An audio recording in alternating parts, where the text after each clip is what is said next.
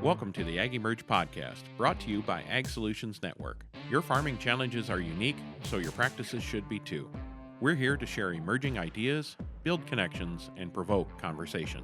Get ready to improve your soil, your crops, your livestock, and your family's livelihood.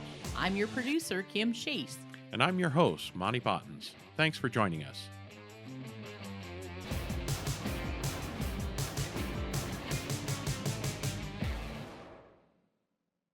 Thanks for joining us. Today, we are flipping the script. We've got Grok here again, and this time he's interviewing Monte, our AgEmerge host. Grok's going to dive into Monte's journey that began years ago when he first learned about these wild regen farming practices and how exploring those ideas morphed into a realization of that system's potential. Through hands-on validation, adopting soil health principles, refining techniques like cover crops, and livestock integration, Monte shares all these ups and downs. There's no sugarcoating this journey, and there's a lot to unpack. So let's jump right in. All right, Monte. Let's dive into your story. You're a fifth-generation farmer, running Bottens Family Farm, leading Ag Solutions Network, and pushing the Grateful Graze brand. That's a lot of hats. Take us back. How did you go from getting 2 bred sows from your grandmother to building this diverse operation rooted in regenerative agriculture? What's the journey been like for you? After your response, I'll ask about why you shifted to regenerative practices and what they look like today. Well, it's not every day I get interviewed by a machine, but I think the power of artificial intelligence is interesting enough that we wanted to reverse the roles this time from our previous episode where I interviewed Grok. Today, Grok's interviewing me. So back to the question, how do you wear all these hats? Well, it started and it just kind of evolved over time. I had the pigs in 4-H and such, and then went into FFA. I went to a liberal arts college that was close to us that didn't have an ag program, but I was able to learn business there and marketing and those kind of things. And I sold seed corn at the same time I went to college in order to help pay for college. And I worked part-time at a parts department at the local Case IH dealership. So that's how I helped pay for college. And coming out of college, I went to work full-time at that Case IH dealership. And I thought I was always going to be in the equipment business. And 4 years later, there was 8-cent hogs and too much inventory. And we just decided to get out of the equipment business. So my lifelong career suddenly changed and looked for some things to do. And eventually landed on going to California to work at a Case IH dealership out there, and fell in love with the agriculture in California, the immense crop diversity, rotations, the irrigation needs, just completely unlike the Midwest. And I loved the diversity and the challenges. So I saw a real need to adopt the no-till practices and the more soil health oriented focus we had in our farm in Illinois to land in California. And we decided after that Case IH dealership sold, I thought, well, we're 0 for 2 on Case IH dealerships. Maybe we should look at something else. So I started working with the same company who I was purchasing biological nutritional products from on my farm in Illinois, decided to work with representing their products there in California, and started basically a dealership. It was just me and my wife. And we started working with farmers, eliminating up to 11 tillage passes per year or between crops. Started with cotton, still my favorite crop today, then moved into dairy forages. And it took off. It was successful and eventually grew into permanent crops and tomatoes and open ground crops. And today it's on our 21st or 22nd growing season out there. And along the way of being involved with that business, we were able to develop our own line of biological products that we had the ownership of.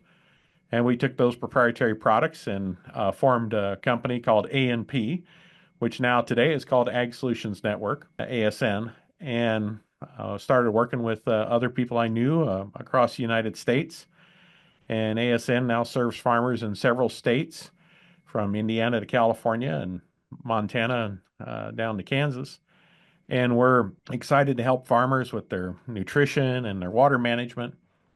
And along the way, we started recommending cover crops and getting more involved in all of the soil health principles. And then I kind of had a moment where I bumped into Gabe Brown at the No-Till conference and also at No-Till on the Plains in 2016, and just saw the tremendous gains he was doing on his farm by going from no-till and then later on adding in cover crops, then adding in high diversity cover crops, and then adding in livestock. And it took just this huge jump in organic matter on his farm. And I thought, either that's too good to be true or I need to be doing what he's doing. So I decided to visit his farm. Him and his son Paul hosted me there and got to see it was reality, and decided to bring livestock back to the land. So 150 years later, when the farm started where I'm at, it had livestock on it, and that's what just was a way of life. And then we devolved down to corn and soybeans only. And then now today, it's their livestock are back on the land in order to improve soil health. So it's basically been a principles first approach to farming. And as we discover new things that are better to do, we do them. And then we learned about how this food that we're creating is better for people. And if we just sold it to a Tyson or a JBS, somebody like that, it would just get, any other hamburger or steak. But the all grass-fed and finished meat that we were creating, people wanted, and they wanted to get it locally. So we created Grateful Graze, which was essentially a business to connect our farm to consumers. So now today we offer beef, chicken, pork, and eggs online and at a farmer's market, and it connects directly to consumer. And we've learned more and more about how soil quality, plant diversity impacts the final product of food and how healthy it is for you. So we just continue to learn. We continue to just kind of go where God's leading us and things that He's revealing about His creation, and find it really, really interesting. So hard telling what's next, but we continue to just go in the direction of doing what's right. That's essentially the real guiding principle is doing what's right. That's an incredible journey, Monte. From 2 sows to a multi-state operation blending regenerative ag, livestock, and direct-to-consumer sales. It's clear you followed a path driven by curiosity and a commitment to doing what's right for the land and people. I love how you've woven together your Midwest roots with the diversity of California agriculture. Let's dig deeper into the why behind your shift to regenerative agriculture. What was the tipping point that made you say, I'm going all in on these 6 soil health principles? And can you walk us through what those practices look like on your farm today, how you're implementing them in a practical, day-to-day way? Well, first, for fun, I'm sticking to the 5 soil health principles. And the 6 soil health principles says context is number 1, but I call context the law of soil health. So context trumps everything. But that's just for fun. I threw that in there. But why do that? I mean, farmers, we're looking to preserve the land because it has to sustain us for years to go. It has to sustain our family. And going to cover crops was to prevent erosion. And so, we wanted to do it. Then we found out that it's just as good, if not the biggest benefit, is for weed control. So we did that, and then we've just kind of tweaked that along the way. And again, gotten into the cattle and livestock integration in order to improve soil health. And it's been interesting. Just the motivation is just to do the right thing. It's kind of as simple as that. All right, Monte. I love the clarification on the 5 soil health principles, with context as the law. That's a great way to frame it. Your drive to do the right thing for the land and your family really shines through. Let's unpack that shift to regenerative ag a bit more. You mentioned cover crops for erosion and weed control, and then bringing livestock back after seeing Gabe Brown's results. What was the moment or evidence that convinced you these principles were worth the leap, especially when it meant breaking from conventional farming? And on the practical side, what do these practices look like today on Bottens Family Farm? For example, how do you manage cover crops, livestock integration, or no-till in your daily operations? Then, I'd love to hear about the mindset shift. Changing long-standing farming practices isn't easy. What challenges or obstacles did you face, internally or externally, when adopting these methods? So really three things there. You're wanting to know about my aha moment, if you will. I mean, the cover crops just made sense. Having something green growing, protecting the soil, that's just intuitive. An aha moment was seeing the organic matter change on Gabe's farm over time, and then going to his farm and seeing it, put my hands in the soil. That really was the aha moment there, and I knew that we needed to do better and we need to do different. And plus, also visiting with Dwayne Beck and Dan Forgy and Jay Fuhrer out at Mononkin Farm. You know, that those are just real pioneers and leaders in that area, and they exist in an area of the country where you just can't get away with everything. If you full till up there, you lose your soil; it blows away. It dries out too quick. They have limited moisture. You have to, on the marginal areas of our country, you have to be a good farmer to be successful because there's so little room for error. Now, in my part of the Central Corn Belt, we you can do a lot of things and get away with a lot of things just because rain and the soils that we have to work with is very forgiving. But the aha moment would be really, it's combined. I go to a lot of meetings, I interact with a lot of people, and now social media is a great information pipeline too. And AI is going to be an awesome pipeline for that. But just getting out there, interacting with people is how to do that. And I think that deals with the mindset shift question that you had, is that if you don't expose yourself to new ideas, if you keep talking to your neighbors about the same thing and keep watching, whatever, the Hefty Brothers on TV or, the same conventional guys over and over again, you're not going to do anything different. You're going to just kind of keep doing what you've always done. So you have to put yourself into uncomfortable situations. And one of the things I like to do is go to a different conference every year, something I've never been to before. Like going to the American Pastured Poultry Producers Association. Well, there's a stretch, and you go to that and you go to kind of something on the fringe of what you're used to going to. And that helps expand your mind. So you have to be intentional about what you're doing in regards to shifting your mindset. You have to put your mind in front of new information, so that becomes a technique that you learn. Be careful, you can go a little too crazy like I have, but it's good to expose yourself to new information. But as far as the practices today that makes things successful, the third part of your question was, it's trial and error. When we started, we started aerial applicating our cover crop seed, and it works for a lot of people, but we tend to have a little bit lower baseline fertility soils. We have maybe a little longer tail herbicides that we're using in order to take care of problem weeds, or we're just not really good at timing or have a really thick canopy. And when we aerial applied our cover crops, I like to call those jokingly our Indian cover crops, because there was an Apache here and an Apache there, and it just was not very good. So after doing that for a year or two, we said, okay, enough of this, and we purchased a John Deere drill, and that's worked pretty good. We recently upgraded to a horse seeder, which is an incredible piece of machinery. And now we have the capability to put on our broadcast nutrients with that seeder injected into the soil versus leave it on the surface and hope it doesn't wash away on frozen ground. We can direct band nutrients below the future corn row. Pretty excited about that. But we've learned over time to index the cover crops to the planted rows so we don't interfere with the planting equipment. We started with a technique of having 3 rows on 7.5 and 1 row plugged. So we left a 15-inch gap. Now with the horse, it's a 10-inch seeder, so we have 2 10-inch rows and leave one off. Gives us a 20-inch gap then to come in with the corn row between those 2 20-inch cover crop rows. Works really great. And then over time, we've learned that we plant the cover crop at an angle, at a 10-degree angle ahead of soybeans, so that way it have good residue flow after corn stalks.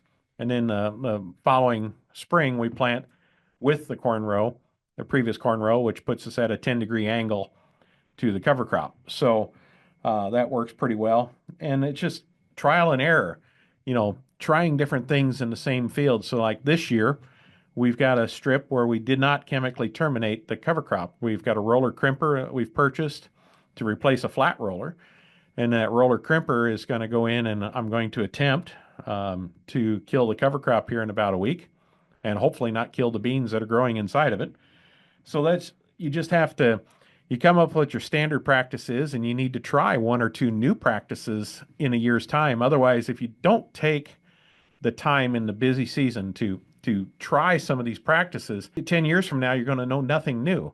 So you have to always be intentional about, trying and learning and discovering new things. So, kind of in summarizing all of that, all three of those things are about intentionality, right? Actually put myself in front of new information, intentionally validated that new information, intentionally look for new opportunities for information, and then intentionally try new things and evaluate them. And you know what? Time to time, there's train wrecks, and you can't just give up. You have to solve the problem. And I think that just is kind of in our farm's DNA. My dad really he started the farm, even though land's been in the farm in the family for 150 years. He's really the person that resurrected it and got it going here. And I would say that his training from being in the Army, he didn't have a choice. You gutted through it, you did it, and you just don't give up. And I think we're losing that today. It's too easy to want to be easy and not fight through things. And I think going forward, as people of my dad's generation, leave us, we're losing out on that. Being very intentional and being very determined to make things work. But yeah, that's really how we do it. We seek out new information. We think about how to apply in our situation. We try it and compare it to our standard practice, and then if we like it, we adopt it. We don't mess around. If we see something that's good, or we don't like it, we change it in season. We build equipment in season. We just do whatever it takes to make it happen. And honestly, it's fun solving big problems. This year, for example, we're going to put liquid fertilizer on our horse planter. There's a kit from one of the Ohio dealers. Got it, put it in, went 1.7 acres, and these little fertilizer tube attachments basically acted like rakes going through the field. I busted off 9 of them in 1.7 acres. So it was pretty obvious that wouldn't work. So we were ordering tube, we were taking it apart. It was all hands on deck. I drove up to Chicago to get some special tubing. The guys in the shop made these special brackets while I was getting the tubing. And 2 days later, we had it slapped on and going, and it worked perfectly. So, which is luck, but still, just when you have those challenges, you don't say, oh, heck with it, just take it off. We ain't going to mess with that. That's a bunch of work. Which is the reason I say it like that is I've heard it before, okay, more than once. So rather than, throwing in the towel and giving up, we persevere and make our way through it. Monte, that's a goldmine of insight. Your passion for problem solving and intentional learning really comes through. I love how you describe the aha moment from seeing Gabe Brown's organic matter gains and feeling the soil yourself, combined with learning from pioneers like Dwayne Beck and Jay Fuhrer. That hands-on validation in tough environments like theirs clearly lit a fire. And your approach to trial and error, going from patchy cover crops to precision with the horse seeder, is such a practical example of adapting to your context. Plus, that grit to pivot mid-season, like fixing the fertilizer tubes in 2 days, shows the tenacity it takes. Let's dive into the challenges a bit more. You mentioned the forgiving soils of the Corn Belt. Let farmers get away with conventional practices, but you chose a harder path. Beyond the technical hiccups like aerial seeding flops or equipment tweaks, what were the biggest obstacles? Maybe financial, cultural, or even mental hurdles when you were transitioning to regenerative practices. And for other growers looking to make this shift, you've said there's no silver bullet. Why is that? And how do you guide farmers to navigate that reality when they're adopting these practices? After your response, I'll ask about your vision for regenerative farming's future and how tech plays into it. Well, holy smokes, it's a lot easier to be the host of this podcast than it is to answer the questions. You're being brutal on me, Grok. Haha, Monte, I'm just trying to keep up with your energy. You're dishing out so much wisdom, I've got to dig deep to get the full picture. The AgEmerge podcast is brought to you by Ag Solutions Network. The ASN team is hands-on, digging in and invested in regenerative agriculture. Along with the proper plant nutrition and biologicals to boost your soil microbiome, we provide the ideas and implementation guidance to support you on your soil health journey. So stop farming the same way and contact Ag Solutions Network today at asn.farm. All right, let's keep rolling. You've talked about how the Corn Belt's forgiving soils can mask conventional farming's flaws, but you chose the regenerative path anyway. What were the toughest hurdles? Financial, cultural, maybe even mental, when you made that shift? And you've said there's no silver bullet for growers adopting these practices. Why is that? And how do you guide farmers through that messy reality when they're trying to make the switch? Hurdles to shift, fortunately, because financial, we were no-till anyway. We're kind of on this path, so it wasn't like we're going to strip till or going to conventional. It requires, big expensive bars and big expensive tractors to do. So that wasn't terrible to do those kind of things. As far as mental, I've been told I need my head examined, so maybe it is a mental problem. No, I think the mental part, it just requires time thinking about it and exposing yourself to other trains of thought. So I think those things, the biggest thing is just, you got to not worry about what your neighbors think, and be in communication with your landlords. All of our landlords love what we do. They love seeing the cover crops. They explain to them what it's doing, how it's improving their farm and such, and they're all for it. They're cheering you on. So that's not really a barrier. If you teach them, if you take the time to teach them and why it is. Now, if you just go out there and do it, and the landlord drives by from town, it's like, ooh, it's a weedy field, Funny story. A neighbor just moved into a house adjacent to one of the properties that we rent. Hasn't seen us for a growing season yet. He came in right during harvest, and he called me up and he says, "Hey, are you guys still farming this farm?" I'm like, "Yeah." And he says, "I was just wondering, boy, there's a lot of grass growing out here. I didn't know what you guys were up to." And then I had to explain to him, well, that's a cover crop. That's intentional. That's all on purpose, and it's for soil erosion and help with weeds and provide habitat and all these wonderful things. And then he's like, "Oh, that's really neat. I'm glad you guys do that." So, it's a matter of every person who's in business, okay? From when Steve Jobs sold the iPhone. He had 8 of them on stage, and all of them weren't working fully, right? He had to have 8 because each one only did one of the functions. I mean, you look into the story of that. But he was a master salesperson. Even though he had the vision, the idea to doing all this, he was a salesperson. Every business that makes a product is required to sell it. Farmers, you're a business, you make a product, you're required to sell it. Give some salesmanship. Talk to your neighbors, your community, your landlords, everyone about what you're doing, and do that instead of worry about what everybody's going to think. And I think that's probably the biggest hurdle to get over, is changing your approach to when people maybe criticize or make fun of or talk about what you're doing. I just water off a duck's back. I just look at it and say, hey, if they're talking about me, they're leaving somebody else alone. So that's always good. And as far as the no silver bullets, anytime you have a chance to go to meetings, go to field days, look at posts on social media, dive in, read books, watch videos. Anytime you can do that, you need to get all that baseline to help understand what's driving that in that person's context. And then the silver bullet is, the only really silver bullet's you.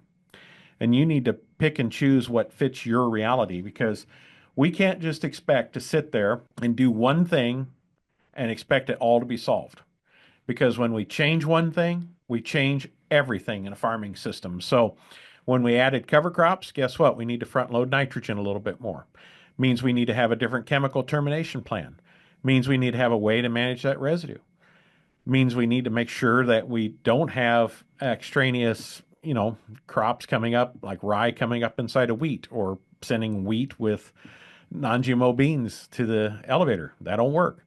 So it's all these kind of things that we have to just work our way through that entire system. So we're never adding a jug of something and nothing else.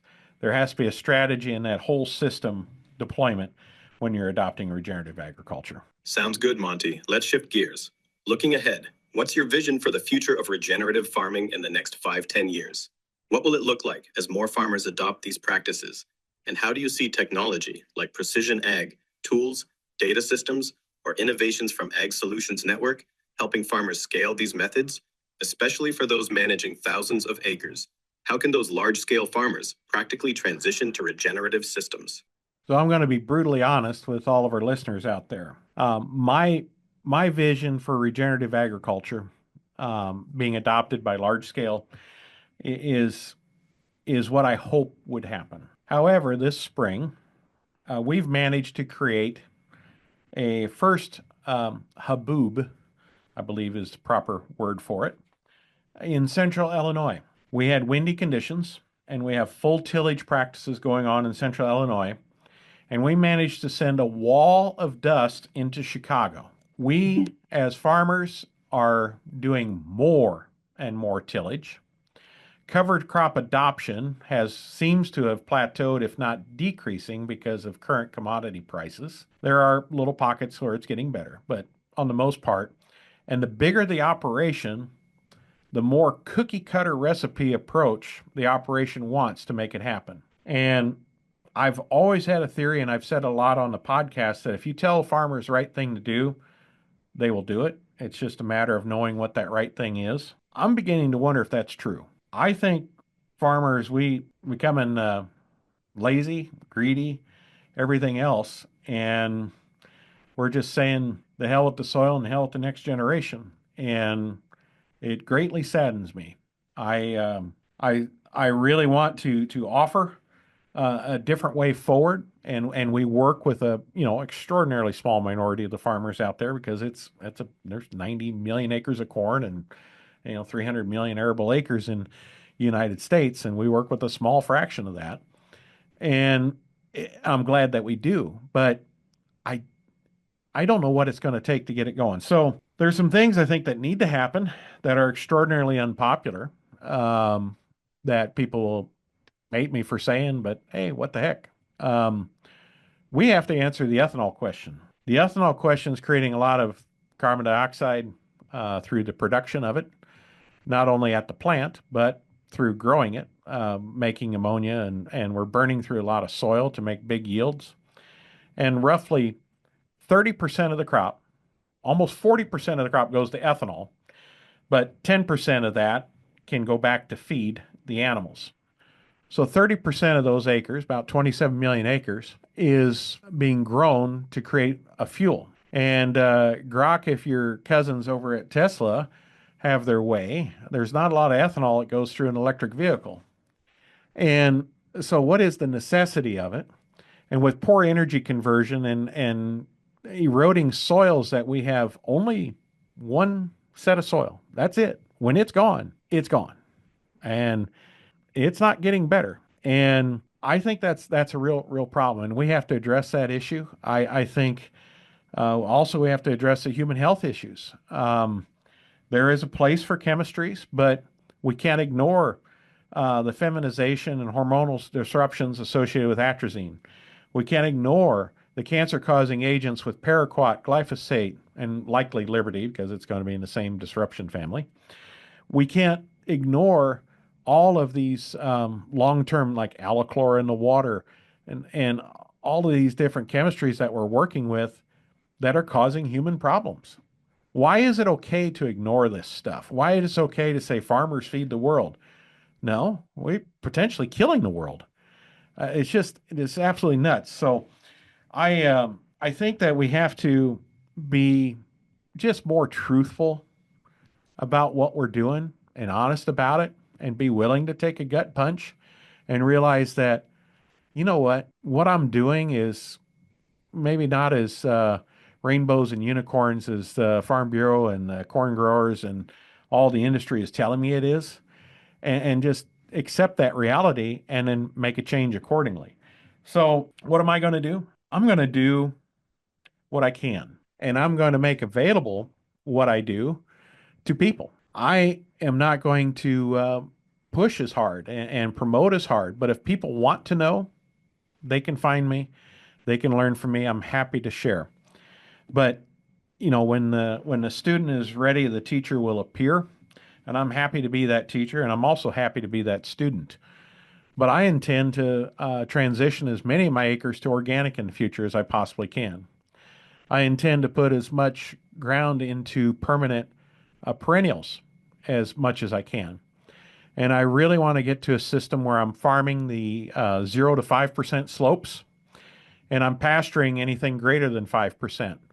So that means almost half of all my farms, because they're flat, hills, and flat, um, almost half of those farms are going to have a variable shaped pasture inside of them that I'll put perimeter fence up on the whole thing and use virtual fencing interior and raise animals on those side slopes and improve it. And I'll have to use some tillage in order to accomplish organic on the flats. And to me at this time, that's the highest and best ecosystems value I can create out of my farm. Then secondarily, it will make me money too. And I think we have to look at that first. What is best for the health of the community, the health of the soil, the health of the planet, and then how do we optimize for economic return as a result of our practices, instead of how do I get every last dollar out of an acre? How do I get every last benefit out of an acre while still making money is the approach I want to take. So, um, I don't mean to be negative about it. Well, I have been negative about it. But, dadgummit, it's just frustrating. We know better. For crying out loud, farmers, you know better. And yet we keep doing it and we keep doing more. And it's like, when does it stop? When does the stupidity stop? And what does it take? I would love to know. But I think there's a way forward, and I think I'll do my thing and try to be as financially fit as I can doing that. And if somebody wants to learn and we want to help each other along, I'm more than happy to do that. Monty, your frustration and passion are palpable, and it's clear you're wrestling with some heavy truths about the state of agriculture. You've painted a stark picture of the challenges: tillage, kicking up dust storms, plateauing cover crop adoption, and the health impacts of chemical inputs. Your vision for the future, though, is inspiring. Transitioning to organic, prioritizing perennials, pasturing slopes, and focusing on ecosystem health over maxing out every dollar. Let's lean into that forward-looking piece. In 5-10 years, how do you see regenerative agriculture evolving, especially for large-scale farmers managing thousands of acres? What role will technology like precision ag, data analytics, or tools from Ag Solutions Network play in making these practices scalable and practical for them? And how can those big operations overcome the cookie-cutter mindset you mentioned to adopt systems that prioritize soil and community health? After your response, I'd like to ask what advice you'd give to a young farmer starting out today, and maybe touch on any other insights you think are worth sharing. So it just hit me when you asked that question. I realized that I don't know the answer to that, and then I remember that is why I created AgEmerge. I saw the soil health movement. I saw the ag technology movement, and I know what we were doing with our biological nutrition products here at ASN. And I knew that this all can work together somehow, but I don't know how. And guess what? I still don't have that specific answer for you today. But the whole purpose of AgEmerge was to originally bring people together, which we did with our first two conferences, which were probably one of the highlights of my life. And then ever since with the podcast, we've continued to create a community and connect people so that we can figure these things out together. I don't have all the answers. I never will. No one person ever will. But when we can, my whole vision has been to stimulate individual people's thinking, help them solve their own problems, think different. And that's how it's going to happen. But there has to be the component I'm missing is there has to be the will. There has to be the will to do different. There has to be a will to potentially not be as profitable as a complete extraction process would be. And that has to be I don't know how to change that will or that motivation. So all I can do is participate and offer alternatives and different things to think about, but it's up to the individual to make that choice. Now, your question in regards to younger people, I think there's more opportunity than ever for young people to be involved, especially through a regenerative agriculture path. Local food importance, soil health importance. And I was thinking about this a little bit today. Starting out, let's say you want to start a company and you want to go ahead and, you know what? I am going to create a product that is it's just as good as Coca-Cola, a little bit better. Or I want to get into a market. What's another market that's just saturated by big people? We'll use the Coca-Cola example. You, a little minnow, is going to try to go up against the big blue whale. No way. You are not going to win no matter what you do. Even if it is better, forget it. You cannot, as a young farmer, go up against a well-capitalized 10, 20,000 acre operation and expect to rent land away and grow corn for pennies on the dollar. You have to take a different approach. You need to, how do I maximize the value of the land? You have to do what others aren't willing to do.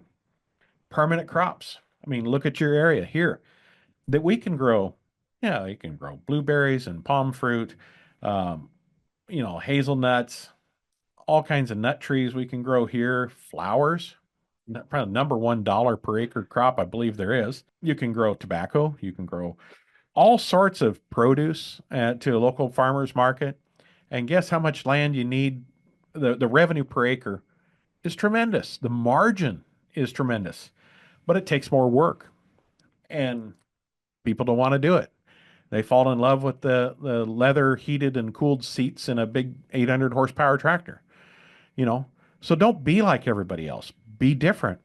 What does your market want? What do people want? Grow it for them. Be weird. Pre-sell it to them. This is a phenomenon. People will pre-sell, pre-subscribe to your produce, your meat products, your flowers, whatever. They'll pay you in advance a deposit in order to go out and take the risk and do it. Do it. And then the other thing is, my dad says, and I thought of this spring fighting planter problems. I see some posts of old tractors of a 1086 pulling a cyclo planter, and I'm thinking, you know what? Life was pretty simple then. You can get functional equipment that will plant a crop for not much money. You might need to be a little bit good on the mechanic side because you can't hire $200 an hour people to work on a $5,000 tractor. But you can plant a crop and you can make it happen. You can plant sweet corn with a cyclo. It's perfectly fine. You don't have to have Delta Force and, all the bells and whistles. And you pick that sweet corn by hand and you can make $2,000 an acre. Now, you can't do it on 50,000 acres, but you can do it on 2, 10 acres as part of your total mix with your customers. So look for what people want, what people need, solve a problem. Don't be like every other farmer out there where, well, dang it, I'm a cotton farmer. I'm growing cotton whether you like it or not. Or I'm a corn farmer. I'm growing corn whether you like it or not. And if you're an almond grower, I guess you're growing almonds whether you like it or not because the trees are in the ground for 20 years. But you can't just be what everybody else is. Be something different. And there's more opportunities than ever to connect. Use Grok to find markets. Use Grok to have suggestions or other AI platforms on what to grow and analyze your area and see what the opportunities are. But I think we just can't do commodity. You can't start out and you can, but it's much harder, much, much, much harder to start out with commodity crops and expect to succeed. Monte, your candor is refreshing, and I love how you're tying this all back to the heart of AgEmerge, creating a community to figure out solutions together when no single person has all the answers. Your point about the missing will to change, especially when short-term profits tempt farmers to stick with extractive practices, is a tough but real challenge. And your advice to young farmers to think differently, focus on high-value, local, or niche crops like flowers or produce, and leverage pre-sales or simpler equipment, that's golden. It's about working smarter, not just bigger. All right, Monty, let's wrap this up with a final dive into your insights. What's the one piece of advice you'd give a young farmer starting out today, especially one looking to embrace regenerative agriculture? And as we close, are there any other critical thoughts or lessons you've learned from your work with Bottens Family Farm, Ag Solutions Network, or Grateful Graze that you think are essential for farmers, researchers, or ag innovators to hear? Well, that was an easy question. Shared a little bit about the young farmers and what to look for.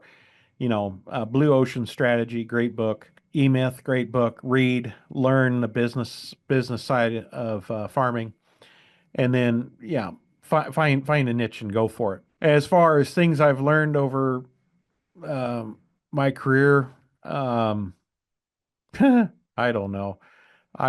It's one of those things, and those that know me, and I think Kim's chuckling in the other room here, that I'm one of those that I have a kind of a big encyclopedia of stuff I've seen and experienced that's stored away up here, and I don't talk about it a lot. I don't like to brag about it, but when the specific challenge is thrown in front of me, then I'll refer back to experiences I've had in our own businesses or with other farmers, and can assemble that together in a solution when we're working through something. So it requires communication, and there's no real.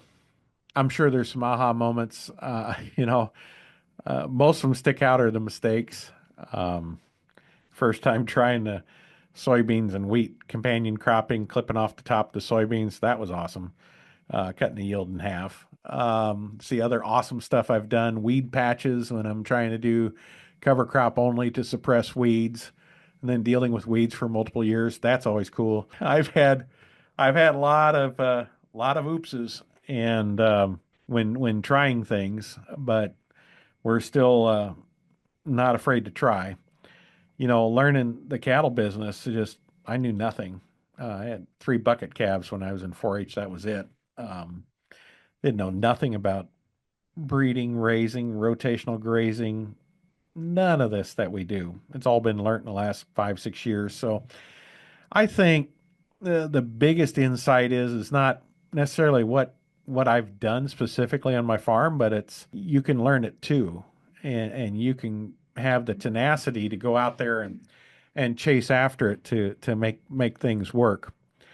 And there's a lot of great people out there that really want to help you. There's a lot of great people that helped me. Especially in the beginning when we were more than broke, starting California Ag Solutions.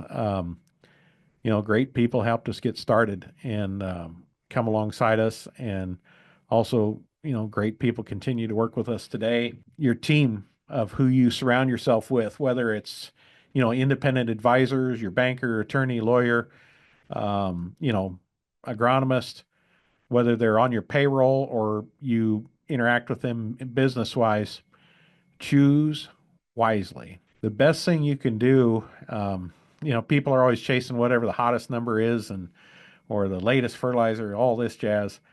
The most important person you're buying is the most important thing you're buying is the person, not the product. Um, I wanted to finish the last one with the team, and plus the team that I get to work with here at ASN and at Cal Ag, the farm and Grateful Graze. It's without those team members, we wouldn't be able to do what we do. And I've always known that I'm good at a lot of things. I'm great at not much. And I've always been looking to find somebody that's great at something I'm good at and let them be in charge of that. And I think that's a key thing is to know what you're good at and what somebody else is great at, and let them be great with it. I love how you doubled down on the importance of a strong team. Finding people who are great at what you're good at and letting them shine is such a gem of wisdom. To recap, I asked for one practical step that farmers, researchers, or ag innovators can take today to start moving toward regenerative practices, especially if they're feeling stuck in conventional, cookie cutter approaches or overwhelmed by the challenges. And as a final note, any last thought you want to share to inspire pushing the needle forward for soil health and community focused farming? Thanks for an awesome conversation, and this is our last question. Make it count. I'll do my best. You know what the problem is fear. Um, our we had an ad campaign, Fear the Same, and the reason we don't do different things is we're just afraid. There's too many gutless wonders in this world, and don't be a gutless wonder, as my dad would say. And he also said Columbus took a chance, and I keep that in mind all the time. You know, don't be afraid to do things, and that's the one step is to get rid of the fear. In order to get rid of the fear, that's replaced with information and paradigms from other people. You have to absorb that through whatever media or conversation that you can, absorb that different mindset into your body. You have to reprogram your paradigm. Um, look into the whole business of paradigms, and you have to really think through what you're missing out on. And I have to always rethink that too. As far as moving the needle forward, we have the tools out there, such as AI, imagery, all those tools, and we're getting more and more of those precision tools all the time. We're getting better and better understandings. The thing that will move the needle forward is getting rid of the fear, changing the mindset, be willing to do something different, and we have to be better. What we're doing today is just it is not sustainable. It has to pass the 1,000-year sustainability question. Can we keep doing what we're doing today for 1,000 years? And if we are resource input dependent, if we are soil erosion dependent, if we are importing nutrient dependent, if we are highly equipment dependent, the more dependency we build into our system, the less sustainable it is. So coming up with something that is self supporting and self improving, aka nature, then we would, the closer we can mimic nature, the better our production systems will be, the better our food quality will be, the better the health of our planet, the health of the ecosystem, the health of the humans who are eating the food we produce will be. So the more closely we can align with God's design, and his design includes not only the critters, but their interaction thereof. If we can more closely align with that, we have a much better chance of being and doing the right thing. So I hope I've expressed my frustrations with where we're at. And there's just no excuse. There really isn't. We have to do better. And if it's regulations, if it's, stopping certain things that's going to require, so be it. It has to happen. We just can't keep doing what we've always done. Now, I would hope we wouldn't need that. I'd hope people would change on their own. But, maybe just over time, you see things and you just wonder why. Why do we keep doing what we've done? So I would encourage you as we round out this episode, and as Grok has grilled me here today, we realize that we're just going to replace me with Grok for future episodes. It'd probably work a lot easier. And but we just gotta. It's out there if we're willing to do it, and I would strongly encourage you to really rethink what you're doing, and is what I'm doing truly what's best for everybody, not just what's easy, not just what makes me the most money. Is it truly the best thing to do? I thank you all, and I hope we will all farm better together. That's the vision. Monte, you've brought this home with a fire that's both inspiring and challenging. Your call to ditch fear, reprogram paradigms through learning and community, and align with nature's self-sustaining systems is a powerful blueprint for change. That 1,000-year sustainability question, can we keep doing this for a millennium, is a gut check for anyone in agriculture. And your push to prioritize ecosystem health, food quality, and human well-being over short-term profits, that's a vision worth rallying behind. The way you lean on tools like AI and precision ag while emphasizing mindset shifts shows how practical and forward-thinking you are, even amidst the frustrations you've shared about the industry's resistance to change. Your Columbus analogy, Taking a chance despite uncertainty ties it all together beautifully. I love that you ended with a nod to farming better together, and I'll let you have the last word there. No need for Grok to take over the podcast just yet. This has been an incredible hour, Monty, full of raw honesty, practical wisdom, and a clear call to action. Thank you for sharing your journey, your struggles, and your hope for a regenerative future. I'm sure everyone listening is fired up to rethink what's possible. Keep leading the charge, and let's all work toward that vision of farming better together. Well, thank you all, listeners. I hope that you will not only be listeners, but doers. And I believe that, we have several listeners to this podcast, and I hope you are doing things different. And I hope you reach out to someone else and help someone else to either tune into this podcast or a myriad of resources that are out there, get them connected. If every person that's listening could just help one other person, there is hope. There really is. But if we just listen and don't do anything different, or if we just, listen and do our own little thing without interacting, it's not going to change. And I don't think you're interested in that. I think you as a listener are interested in it being better. So do what you can and help us to do it, because at this moment in time, it's not looking good. But if we all could, just bring one more person along to do an additional soil health related practice every year, it certainly can add up over time. So thank you all for listening. I hope you enjoyed this episode. I had to be on the hot seat with Grok. Whew, that was something. But anyway, keep farming and keep doing the best that you can to be great stewards of the resource that God has given us. Thank you. Well, I sure hope you enjoyed this episode as Grok put Monty on the hot seat.